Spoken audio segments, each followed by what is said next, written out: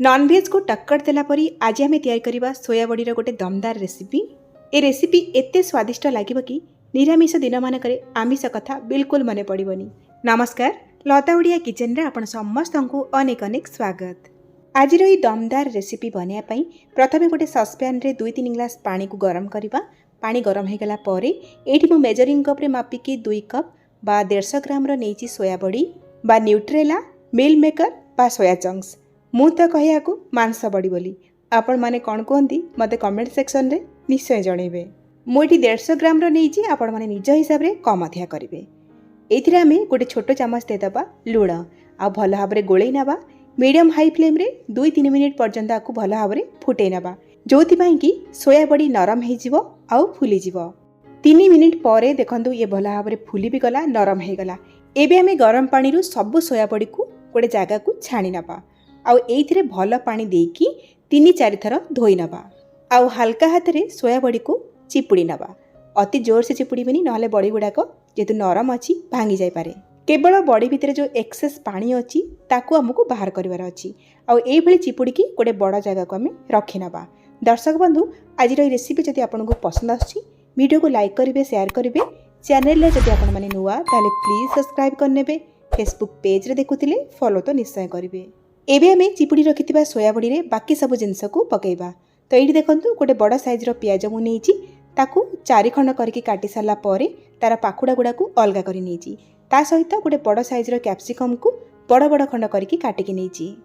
कटा कैप्सिकम पियाज को देदबा। ता सहित एथरे आमे आधा छोट चामच दबा गोलमरीच गुंड, स्वाद अनुसार देदबा लुण, आधा छोट चामच देदबा हळदी गुंड टिके कलर पाई, गोटे छोट चामच दबा काश्मीर रेड चिली, गोटे छोट चामच दबा गरम मसला। या सहित आमे दबा एथरे फ्रेश दही, खटा दही बिल्कुल नेबेनी। एठी मु 4 बड़ चामच नौची फ्रेश दही। बहु जन एठी पचारिबे जे दही को आमे स्किप करि परिबु कि? स्किप तो करि परिबे, किंतु दही देले टेस्ट भल आसीबो। आउ एपटे देखंतु फ्लेम ऑन करके बसेछि गोटे कड़ाई। आउ कड़ाई रे 2 बड़ चामच दउची मु बेसन। ए 2 चामच बेसन को आमे लो फ्लेम रे 1 मिनिट पाई भाजिबा। बेसन को आमे बिल्कुल भी पोड़ीबानी, केवल तार कंचा बास्ना एठी जीवा दरकार। देखिबे टिके समय भाजी गला परे बेसन रू बहुत बड़ा बास्ना आसीबो, जानबे बेसन भाजी गला। तो देखंतु बेसन एठी भाजी गला। एबे आमे बेसन को गोटे जगह को बाहर करनबा। आ एबे जो आमे बेसन को भाजिले से भजा बेसन को सोया बड़ी रे दबा। एतिके जिंस दे साला परे ए सब जिंस को भल भाव में गोले नबा। आपण चाहिले ए बड़ी स्पैचुला रे गोले पारिबे, नाइ तो हाथ को भल भाव में सफा करके हाथ रे गोले पारिबे। ए सब को गोले पाई बिल्कुल भी पानी रो व्यवहार करिबेनी, काहेकि ना सोया बड़ी रे हल्का हल्का पानी अंश बा मॉइस्चर अछि, सेइथिरे ही सब जिंस भल भाव में गोले हे जिवो। तड़ी देखंतु गोले हे गला, आकु साइड रे रखिबा। एपटे फ्लेम ऑन करके बसेछि गोटे कड़ाई, सेइथिरे 2-3 चामच दबा सोरिष तेल। तेल गरम हे गला परे मैरिनेट करी रखिथिबा सोया बड़ी को देदबा। आ मीडियम हाई फ्लेम रे सोया बड़ी को आमे 4-5 मिनिट पर्यंत भाजिबा। से पर्यंत भाजिबा सोया बड़ी रे हमर जो हल्का हल्का पानी अछि ना, से पानीटा जेमति सुखी जिवो और सोया बड़ी ऊपर गोटे बढ़िया कलर आसीबो और सोया बड़ी ऊपर हल्का टिके क्रिस्पी हो जिवो। टिके टाइम देके सोया बड़ी को भाजिबे, देखिबे ए रेसिपी रो टेस्ट बहुत बढ़िया आसीबो। एठी मु गोटे जिंस दबा पई भूली जाईची, सेटा होची अदा रसुण बटा। एक्चुअली अदा रसुण बटा को जितेबाला आमे सोया बड़ी को मैरिनेट करूतिले सेही समय दबा कथा, तो मु भूली जाइतिली, सेतबे पछरे देकी भल भाव में गोळेकी भाजी नउची। आपण माने अदा रसुण बटा को प्रथम रो सोया बड़ी रे देकी गोळेई नेबे, माने सब जिंस देकी गोळेला बेले।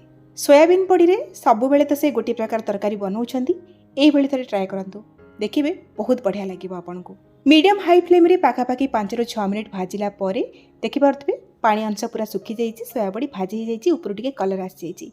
एबे आमे ए सोया बड़ी को गोटे प्लेट को बाहर करके साइड रे रखिबा। से सेम कड़ी रे आउ गोटे 2 चामच दबा सोरिष तेल। तेल गरम हे गला परे गोटे चामच दबा जीरा आउ दबा पियाज कटा। एठी मु 2टी मीडियम साइज रो पियाज को छोट छोट करी काटिकी देइछि। एहा सहित आमे 2-3टा कंचा लंका को एथिरे काटिकी दबा। आउ भल भाव में गोले की लो टू मीडियम फ्लेम रे पियाज को लाल कलर हैला पर्यंत भाजी नबा। जेतेबेले पियाज भल भाव में कलर हेकी भाजी हे जिवो, एथिरे आमे गोटे छोट चामच दबा अदा रसुण बटा। जेहेतु अदा रसुण बटा आमे प्रथम व्यवहार करिछे, सेतिबे बेसी पकेइबा दरकार नै। अदा रसुण बटा देकी किछि सेकेंड पई भाजी नबा। कंचा बास्ना पळेई गला परे गोटे बड़ साइज रो टमाटो को एथिरे बाटिकी दबा। आधा छोट चामच देदबा हळदी गुंड, स्वाद अनुसार देदबा लुण। सोया बड़ी रे प्रथम भी लुण पकईचे, लुण देखिकी पकेबे। गोटे छोट चामच दबा काश्मीर रेड चिली कलर पाई, गोटे चामच जीरा गुंड, गोटे चामच देदबा धनिया गुंड। गोलई नबा आउ लो टू मीडियम फ्लेम रे मसला को 5-6 मिनिट पाई कसिबा। जेहेतु गुंड मसला देइचे सुखिला लागुची मसला से आम 3-4 चामच पानी देकी भल भाव में गोलेकी मसला को टिके टाइम देकी कसिबा। से पर्यंत मसला को कसिबा जो पर्यंत कि मसलार तेल पूरा पूरी अलगा न होइची। जेते मसला को भल भाव में कसिबे तरकारी टेस्टा सेते भल आसीबो। 5-6 मिनिट कषि गला परे देखंतु तेल मध्य मसलारू छाड़ी आसी कलर बहुत बढ़िया आसी मसलारू। एठी हमर मसला भल भाव में कषि जाइची। ए स्टेज रे आमे कोन करबा भाजी रखिथिबा सोया बड़ी को देदेबा आउ भल भाव में गोलेकी लो टू मीडियम फ्लेम रे मसला को सोया बड़ी सहित आउ 2-3 मिनिट पाई कषि नबा एपट सेपट करके। टिके कषि गला परे एथिरे आमे दबा पानी। एठी आमे गरम पानी दबा। एठी मो 2 ग्लास देइची गरम पानी। जदि आपण माने टिके अधिका झोल रखिया पाई चाहुचंदी ताहाले अधिका करिके टिके पानी देई परिबे। पानी देकी भल भाव में गोलेई नबा आउ हाई फ्लेम रे गोटे फुटा आसला पर्यंत फुटेबा। जेतेबेले एई भली फुटा आसीबो गैस रो फ्लेम को मीडियम को नै आसीबा कवर करके 5-6 मिनिट पाई दम रे बा धीमा आंच रे रांधिबा। 5-6 मिनिट परे कवर काढिकी गोटे छोट चामच दबा गरम मसला आउ गोटे चामच कसुरी मेथी को सुखिला कड़ाई रे टिके गरम करके भाजिकी गुंड करके इथिरे पकेइबा। बहुत बढ़िया बास्ना आसीबो। गोलेई नबा आउ गैस रो फ्लेम को एठी ऑफ कर नबा। एठी हमर तयारी हो गला सोया बड़ी रो एक नुआ रेसिपी जहाँकि आपको निश्चय गोटे नुआ स्वाद आनीदेव। तो ये देखंतु कलर टेक्सचर केते परफेक्ट आसी तरकारी रो।